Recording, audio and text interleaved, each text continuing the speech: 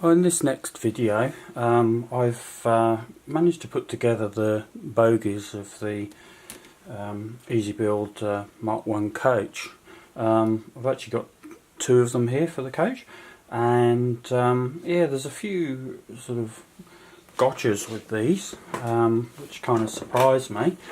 The first one that I had a problem with was the actual base plate of the bogie. This piece here, it's a single piece of plastic, but when you looked along them like this as they came out of the mould, they were actually twisted, so I actually had to apply some hot water to them to twist them back to shape. And once you do that, you put the bogie on the track. You shouldn't get any wobbling or on either corner, which we don't. Now, of course, remembering that these wheels are actually conical on their treads, so if you push them over to one side, we shouldn't get any movement, which we don't. The other thing which was a bit of a catch for me is that these are actually the first kit that I've ever come across where in here, in these holes, you actually put the bearings in from the other side, which is quite normal. I think these are actually Slater's bearings that they supply, and but the actual instructions say that you shouldn't glue them in first.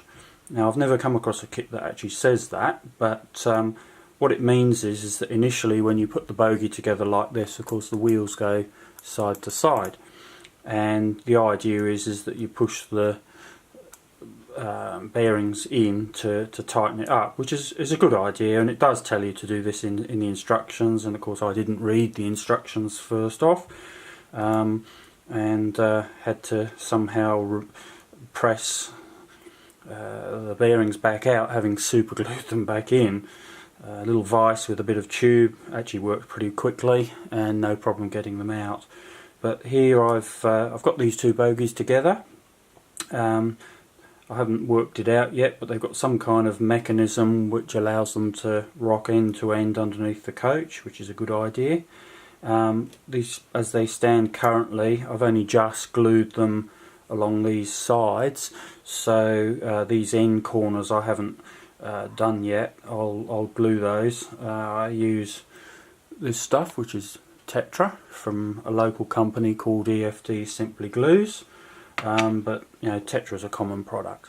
I think this plastic is actually an ABS type of plastic. It doesn't seem to be sort of soft like polystyrene plastic, so you need some decent glue for these. And when these bearings are pushed through, once this glue is dried solid, I will push the bearings through and then glue them all up. But they're quite nice. There's actually no flash at all on this plastic. Just a couple of moulding pins to hold the parts in the casting, in the manufacturing process, and they come off really easy, nice and clean, no flash at all. Just a really nice kit, and which is how they should be. So here we have two bogies with a little bit more work to do on them.